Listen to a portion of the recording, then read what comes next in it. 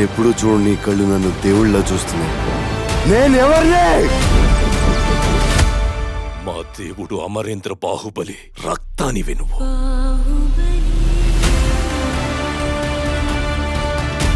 నా ఇద్దరు బిడ్డలకి ఈ సింహాసనంపై సమాన హక్కుంది. పెరిగి పెద్దయ్యాక ఎవరు మహావీరుడవుతారో, ఎవరు దేశ ప్రజల మన్నన పొందుతారో వారే మహారాజు అవుతారు. బాహుబలి నేను చూశాను. చచ్చిన వాడు ఎలా వస్తాడ్రా?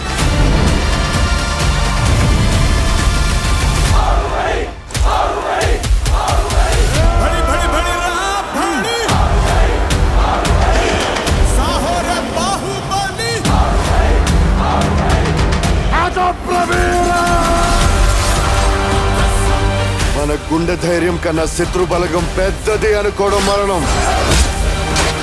ఆ మరణాన్ని జయించడానికి నేను వెళ్తున్నాను.